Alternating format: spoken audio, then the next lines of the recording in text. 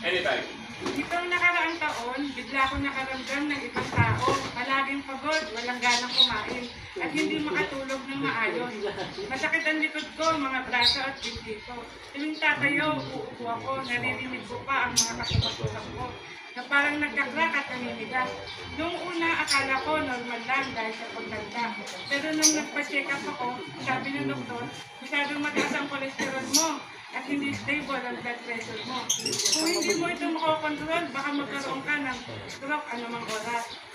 Nakakatakot marinig yun, hindi ko akalain na darating ang sakit na ganun kabilis. Sinabi ng doktor na uminom ako ng gamot at tinake ko ito. Ayon sa instruction, pero hindi pa rin stable ang blood pressure ko.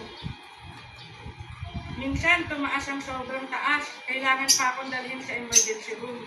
Minsan naman, bigla itong bumagsak na nagdudulot sa akin ng pangihina at pagkapagod. Hindi regular ang tibok ng puso ko. Palaging namamanhid ang mga kamay at pako. At ang mga kasukasuhan ko, masakit buong araw. Minsan, iniisip ko na baka ito ang buhay ko.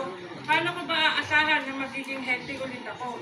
Pero nangyari, sa pagkakataon lang, pinakilala ko ng mga kaibigan ko sa Tokushima. Nung una, nagdadalawang isip ako. Pero naisip ko, bakit hindi ko subukan? Oh my God, sino bang mag-aakala na pagkatapos ng isang linggo, magsisimula na ako makaramdam ng improvement? Mas kaunting sakit, mas maganda ang tulog at mas marami akong energy. Pagkatapos ng 3 buwan, ng regular na pag-inom, bumaba ang cholesterol level ko na halos kalahati. Naging stable ang blood pressure ko at mas kaunti na lang ang sakit ng mga kasukasuhan ko. Ang gaan ng pakiramdam ko, parang gusto ko nang umiyak sa tuwa. Totoo, hindi lang nakakatulong ang Tokushima para maging stable. Start sa totoo. Ate, wala na sa gitna yung logo. Umiikot na yung lahat ng Iikot lang eh.